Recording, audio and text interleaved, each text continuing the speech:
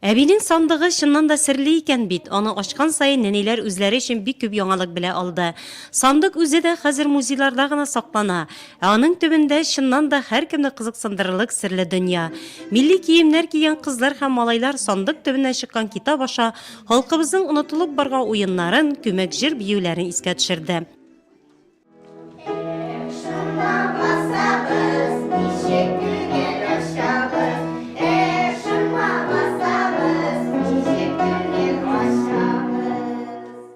Biz әбиемнең серле сындыгы кичәсен үткәреп, балаларда әби-бабаларыбызның калган гырык-гадәтләрен, йолаларын, җырларын, биюләрен тагын бер кат яңарттык алар белән бүген.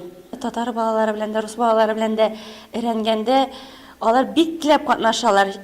Чөнки алар үзләренең әби-бабаларының нинди җырлар җырлавын, нинди уеннар уйнаганнарын аларның да беләселәре килә. Һәм алар бик тырышып, матур уеннарда бергәләшеп, уйнап, килеп уйныйбыз. Үткәнен белмәгәннең киләчәге юк ди халык. Әбиемнең серле сандыгыннан нәниләр бик күпне белә алды.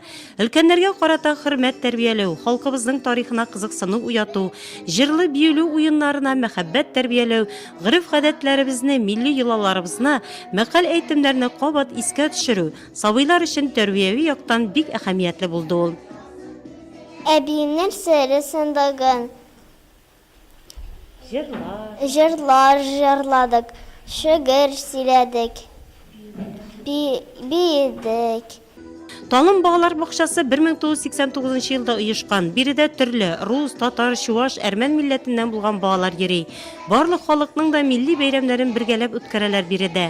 Балалар бакчасы мөдире Роза Абдуллина белдергәнчә, нәниләр һәр бәйрәмне көтеп ала, яратып, теләп катнаша икән. Дәресләргә килгәндә алар татар һәм рус телендә алып барыла. Татар теле атнасына 3 тапкыр өйрәнелә.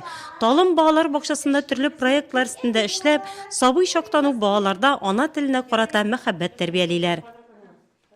Талым балалар бакчасына 67 бала җиргә. Аларның арасында 35 бала татар балалары, калган балалар инде бөтен төркем балалары.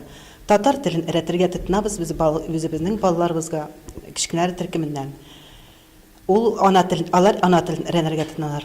Уртанчы төркемнән алар безнең рус балалары өйрәнергә тотыналар, бөтен милләт балалары. Дәресләр безнең шигыларыбызны беләбез.